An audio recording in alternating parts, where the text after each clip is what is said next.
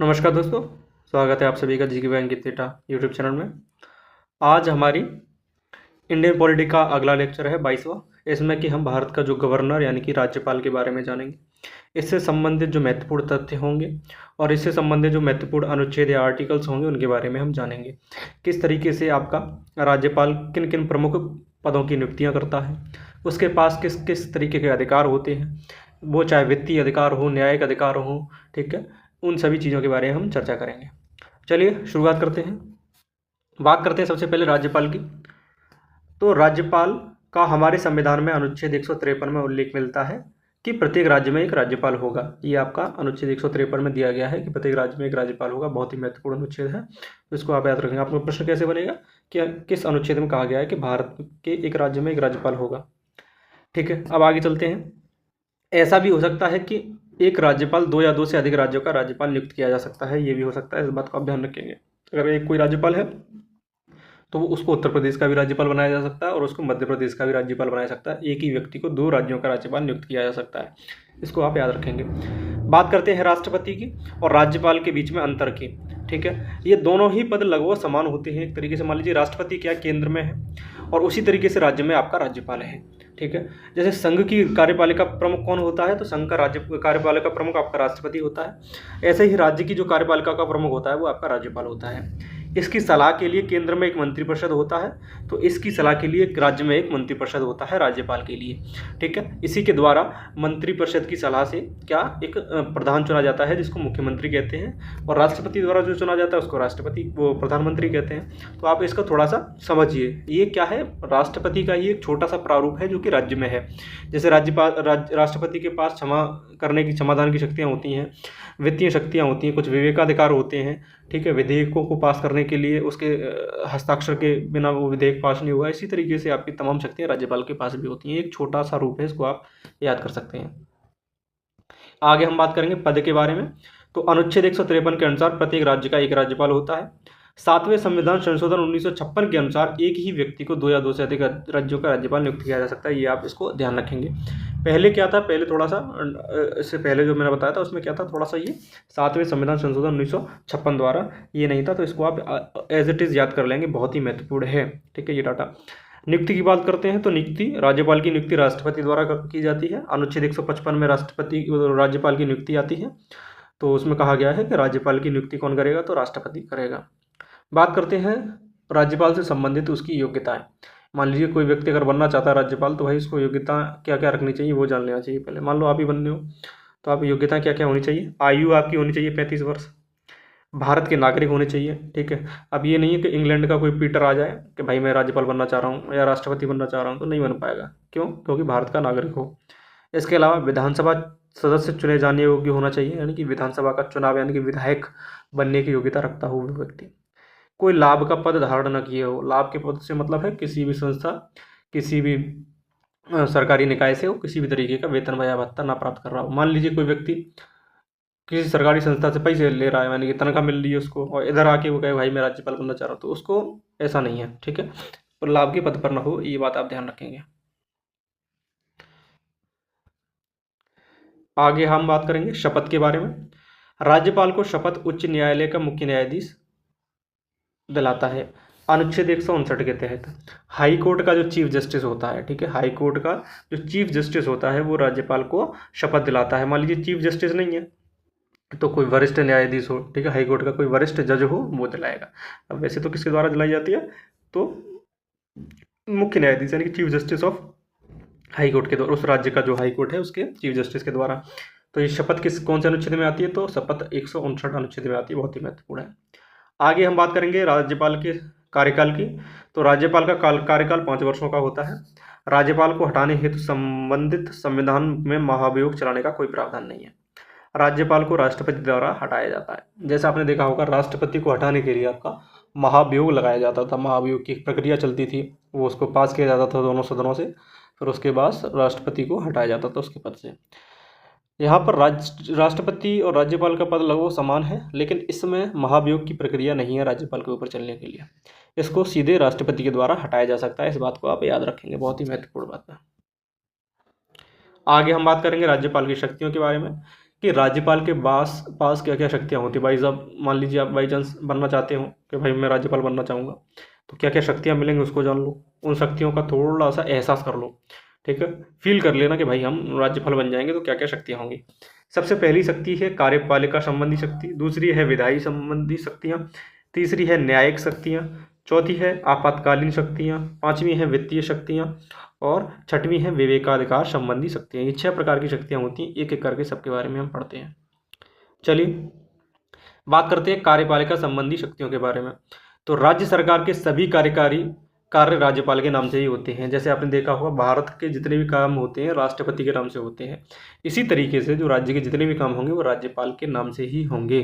तो ये कौन से अनुच्छेद में कहा गया है, तो अनुच्छेद 154 में कहा गया है। सीधी बात है, आप बन गए राज्यपाल तो आपके एक नाम से ही सारे काम होंगे। यानी कि जो मेन जो आपका कोई भी डॉक्यूमेंट बन के आता है, जैसे मान लीजिए कोई हस्ताक्षर हो रहा है किसी भी कंपनी के तहत या किसी दूसरे राज्य से या किसी अन्य देश, कुछ भी किसी भी तरीके का अगर कोई एग्रीमेंट हो रहा है, कुछ कोई कार्यकारी काम हो रहा है कार्यकारी, तो उसमें किसका नाम आता है, तो राज्यपाल का नाम आता है। ठीक है, मान लीजिए आपका नाम आएगा। यह मुख्यमंत्री को नियुक्त करता है और उसकी सलाह से अन्य मंत्रियों की भी नियुक्ति करता है। ये अनुच्छेद 164 में कहा गया है। मान लीजिए आप राज्यपाल बन गए तो आपके पास ताकत है कि आप मुख्यमंत्री को चुन सकें, ठीक है, और उसके द्वारा जो मंत्री हैं उनकी नियुक्ति भी करेगा। कौन करेगा, राज्यपाल, ठीक है। किसकी सलाह से, लेकिन करेगा मुख्यमंत्री की सलाह से। यहाँ पर थोड़ा सा दबना पड़ेगा भाई, क्योंकि वो आदमी चुनाव लड़ के आया। मैंने आपको बताया कि वास्तविक शक्तियाँ जिस तरीके से राष्ट्रपति के पास ना होके प्रधानमंत्री के पास है, ठीक है, लेकिन कागजों में कौन श्रेष्ठ बताया गया, तो राष्ट्रपति बताया गया। इसी तरीके से राज्यपाल को श्रेष्ठ बताया गया, लेकिन वास्तविक शक्तियाँ किसके पास है, तो मुख्यमंत्री के पास है। अगला है यह राज्य के महाधिवक्ता, एक सरकारी वकील होता है राज्य का, जो सबसे बड़ा होता है। कोई भी केस होता है राज्य के ऊपर तो यही लड़ने जाता है सबसे पहले, ये एक वकील होता है, ठीक है। इसको महाधिवक्ता कहते हैं। तो कौन करेगा इसकी नियुक्ति, राज्यपाल।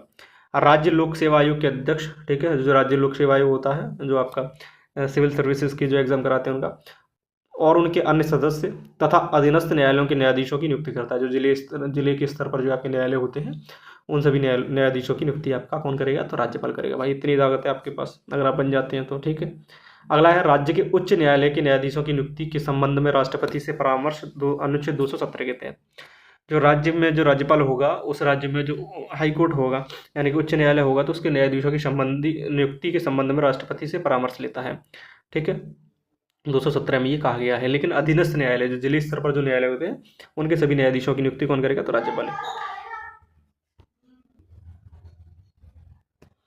आगे हम बात करें, जिस राज्य में विधान परिषद होता है वहाँ साहित्य, विज्ञान, कला, सहकारी आंदोलन और सामाजिक सेवा के संबंध में सदस्यों का नाम निर्दिष्ट करता है। अनुच्छेद 171 के 5 के तहत कहा गया है। मान लीजिए आपने देखा होगा जिस तरीके से आपके 6 राज्यों में आपकी क्या है, विधान परिषद है। विधानसभा तो सभी राज्यों में होती है, उसके अलावा विधान परिषद क्या है, एक जैसे अपना राज्यसभा है उसी तरीके से एक सभा बनाई गई है जिसको विधान परिषद कहते हैं, जिसके चुने गए सदस्य को एमएलसी कहा जाता है, ठीक है। और जो विधानसभा में चुनता है वो उसको एमएलए यानी कि विधायक कहते हैं। तो उनकी नियुक्ति की जाती है। साहित्य, विज्ञान यानी किसी भी क्षेत्र में उन्होंने उत्कृष्ट प्रदर्शन किया हो, यानी कि देश का, राज्य का नाम रोशन किया हो, तो उनको उसके संबंध में कौन नियुक्ति करेगा, निर्दिष्ट करेगा, तो राज्यपाल द्वारा उनकी नामों को चुना जाता है। इस बात को आप याद रखेंगे। जिस तरीके से आपका राष्ट्रपति राज्यसभा में कुछ 12 सदस्यों को चुनता है, ठीक है, जो आपने देखा होगा सचिन तेंदुलकर वगैरह, सचिन तेंदुलकर हो गए, इसके अलावा कई आपके जो हीरो वगैरह थे वो भी चुने गए थे इस तरीके से। अगला है विधायी संबंधी शक्तियाँ। विधायी संबंधी शक्तियों के बारे में देखते हैं। तो इसमें पहली है, उसे राज्य विधानसभा के सत्र को बुलाने, सत्रावसान करने तथा विधानसभा को भंग करने का अधिकार है, ठीक है।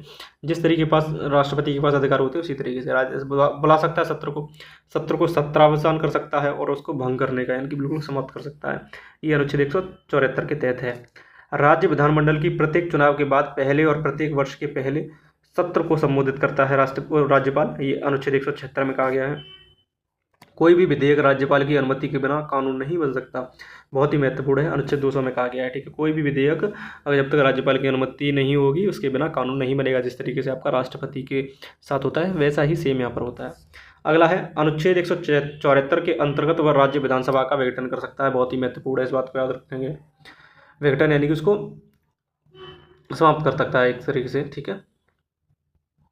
अगला है अनुच्छेद 213 के तहत अध्यादेश जारी कर सकता है। जिस तरीके से आपका राष्ट्रपति द्वारा अध्यादेश जारी किया जाता है, उसी तरीके से आपका अनुच्छेद 213 के तहत अध्यादेश जारी कर सकता है कौन? राज्यपाल। मान लीजिए कोई भी सत्र नहीं चल रहा है और किसी विशेष कानून की आवश्यकता पड़ रही है, तो ऐसी स्थिति में राज्यपाल क्या करेगा?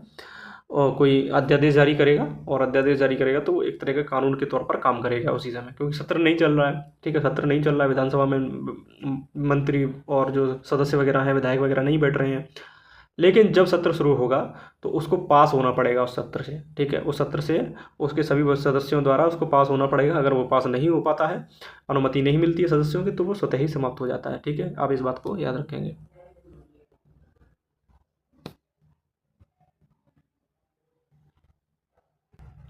आगे है न्यायिक संबंधी शक्तियाँ, यानी कि न्याय के रूप में क्या क्या शक्तियाँ हैं उसके पास। तो दंड को क्षमा, प्रविलंबन, विराम या लघुकरण की शक्ति है। कोई भी व्यक्ति को दंड मिलता है जैसे राष्ट्रपति के पास थी, तो उसका प्रविलंबन कर सकता है, विराम कर सकता है, उसका लघुकरण यानी कि छोटा रूप कर सकता है। अनुच्छेद 161 के तहत ये राज्यपाल की दंड से संबंधित शक्तियाँ दी हुई हैं। अगला है राष्ट्रपति की आपातकालीन राज्यपाल की आपातकालीन शक्तियाँ।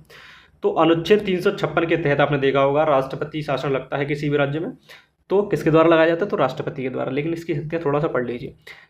356 के तहत राज्यपाल को लगेगा कि राज्य का शासन संविधान के अनुरूप नहीं चल रहा है, तो राष्ट्रपति को प्रतिवेदन भेजकर राज्य में राष्ट्रपति शासन की सिफारिश कर सकता है। ये उसकी आपातकालीन शक्तियों में आता है, इस बात को याद रखेंगे। लगाएगा कौन? तो लगाएगा राष्ट्रपति।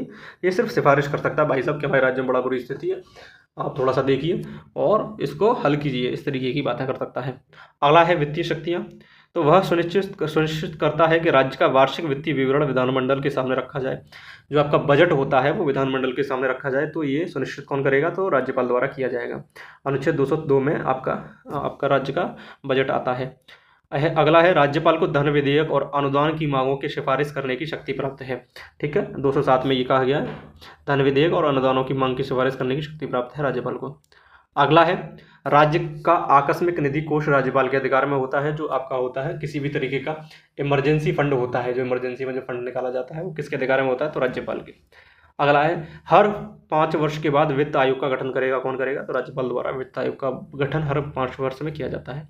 अगला है विवेकाधिकार संबंधी शक्तियाँ, उसके विवेक के ऊपर है, वो ये कर भी सकता है ना भी कर सकता है। तो ये कुछ विवेकाधिकार संबंधी शक्तियाँ हैं।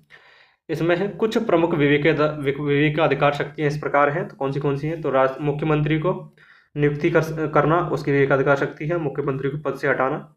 विधानसभा का विघटन करना, ये उसकी शक्ति है। सरकार को विधानसभा में अपनी बहुमत साबित करने के लिए कहना। विधेयक को पुनः विचार के लिए लौटाना अनुच्छेद 200 के तहत, बहुत ही महत्वपूर्ण है। ठीक है, वो एक बार लौटा सकता है, लेकिन अगर दूसरी बार उसके पास आता है तो उसकी ये जिम्मेदारी बनती है, यानी कि वो फिर बाध्य हो जाएगा उस विधेयक को पास करने के लिए। एक बार तो लौटा सकता है। ठीक है, राज्य विधानमंडल द्वारा पारित किसी विधेयक को राष्ट्रपति के विचारार्थ हेतु आरक्षित करना। ठीक है, कोई भी ऐसा विधेयक है जो वो चाहता है कि मैं राष्ट्रपति के पास उसे आरक्षित कर दूं, यानी कि उसके विचार लिए जाएं, तो ऐसा कर सकता है, विचारार्थ हेतु आरक्षित कर सकता है। 356 अधिनियम के तहत राष्ट्रपति शासन हेतु सिफारिश करना। ठीक है, ये आपका इसमें विवेकाधिकार शक्तियों में आ जाता है। ठीक है, आपातकालीन एक शक्ति है ये, लेकिन ये सिफारिश कर सकता है। अब इसके ऊपर है, नहीं कर रहा तो नहीं कर रहा, विवेक है उसका, विवेकाधिकार ये शक्ति में आ जाता है उसका। अब जानते हैं राज्यपाल से संबंधित महत्वपूर्ण प्रश्न जो कि एग्जाम से पूछे जा चुके हैं। स्वतंत्र भारत की पहली महिला राज्यपाल कौन थी? तो कौन थी? सरोजिनी नायडू स्वतंत्र भारत की पहली महिला राज्यपाल थी। अगला प्रश्न है राज्य विधानसभा में धन विधेयक किसकी पूर्व अनुमति से प्रस्तुत किया जाता है? तो राज्य के राज्यपाल द्वारा, राज्यपाल की पूर्व अनुमति के द्वारा धन विधेयक विधानसभा में प्रस्तुत किया जाता है। अगला है राज्यपाल संविधान के किस अनुच्छेद के द्वारा अध्यादेश जारी कर सकता है? तो 213 अनुच्छेद के तहत आपका राज्यपाल क्या करेगा? अध्यादेश जारी करेगा। लेकिन 123 के तहत आपका राष्ट्रपति अध्यादेश जारी कर सकता है, बहुत ही महत्वपूर्ण है। अगला प्रश्न है किसी राज्य का सर्वोच्च विधि अधिकारी कौन होता है? तो राज्य का सर्वोच्च विधि अधिकारी आपका महाधिवक्ता होता है, जिसकी नियुक्ति किसके द्वारा की जाती है? तो राज्य के राज्यपाल द्वारा की जाती है, बहुत ही महत्वपूर्ण है। अगला प्रश्न है राज्यपाल को पद की शपथ किसके द्वारा दिलाई जाती है? तो राज्यपाल को उच्च न्यायालय के मुख्य न्यायाधीश द्वारा पद की शपथ दिलाई जाती है, बहुत ही महत्वपूर्ण है। ठीक है, अगला प्रश्न है मुख्यमंत्री की नियुक्ति किसके द्वारा की जाती है? तो मुख्यमंत्री की नियुक्ति आपकी राज्यपाल द्वारा की जाती है, बहुत ही महत्वपूर्ण है। फिर उसकी सलाह से, मुख्यमंत्री की सलाह से उसके मंत्रियों की भी नियुक्तियां की जाती हैं। अगला प्रश्न है जिला न्यायालयों के न्यायाधीशों की नियुक्ति किसके द्वारा की जाती है? तो राज्यपाल द्वारा जिला न्यायालयों के न्यायाधीशों की नियुक्ति की जाती है। बहुत ही महत्वपूर्ण है। अगला प्रश्न है, राज्य विधानमंडल के अनुमोदन के बिना राज्यपाल द्वारा जारी अध्यादेश कितनी अवधि के लिए लागू किया जा सकता है? तो ये 6 सप्ताह के लिए किया जा सकता है। मान लीजिए मैंने आपको बताया, अध्यादेश जो जारी करेगा वो 6 सप्ताह तक लागू रह सकता है। बहुत ही महत्वपूर्ण है। अगला प्रश्न है, राज्यपाल के पद के लिए न्यूनतम आयु सीमा कितनी है? तो राज्यपाल के पद के लिए जो न्यूनतम आयु सीमा है वो 35 वर्ष है। बहुत ही महत्वपूर्ण है। अगला प्रश्न है, भारतीय राज्यों में राज्यपाल की नियुक्ति कौन करता है? तो राष्ट्रपति द्वारा भारतीय राज्य में राज्यपालों की नियुक्ति की जाती है। उनको शपथ कौन दिलाएगा? तो उच्च न्यायालय का जो मुख्य न्यायाधीश होगा वो दिलाएगा। उसकी अनुपस्थिति में वहाँ का कोई वरिष्ठ न्यायाधीश, कोई सीनियर जज हो तो वो दिलाएगा। यहाँ पर आपके राज्यपाल से संबंधित महत्वपूर्ण अनुच्छेद और तथ्य समाप्त होते हैं। उससे संबंधित हमने महत्वपूर्ण प्रश्नों को भी देख लिया। आशा करते हैं आप सभी लोगों को ये क्लास अच्छी लगी होगी। अपने चैनल जीके बैंक डेटा को सब्सक्राइब कर लीजिए, आप इसी तरीके की वीडियो देखना चाहते हैं तो। इसके अलावा आपका जो सीरीज़ ज्योग्राफी की तो हो ही चुकी है फिनिश, और मैं यूपीएसआई की मूल विधि भी आपकी स्टार्ट करूंगा। उसके लिए आप तैयार रहें। कभी भी मैं आपको उसको थोड़ा सा समय लग रहा है, थोड़ी सी तैयारी करनी पड़ रही है, ऐसा है। बुक्स वगैरह या कोई भी किसी भी तैयारी करनी पड़ती है, थोड़ी बनानी पड़ती है पीपीटी वगैरह, तो 8-10 दिन लग सकते हैं उसमें। लेकिन ऐसी आपको यूपीएसआई की मूल विधि कराऊंगा जो आपको कहीं नहीं मिलेगी और आपका पर्याप्त रहेगी जो आने वाली यूपीएसआई की वैकेंसी है उसमें। चलिए, तब तक के लिए अपने चैनल को सब्सक्राइब कीजिए, लाइक कीजिए, शेयर कीजिए ज़्यादा से ज़्यादा, और प्यार बनाए रखिए अपना। तब तक के लिए धन्यवाद। मिलते हैं अपनी अगली क्लास में।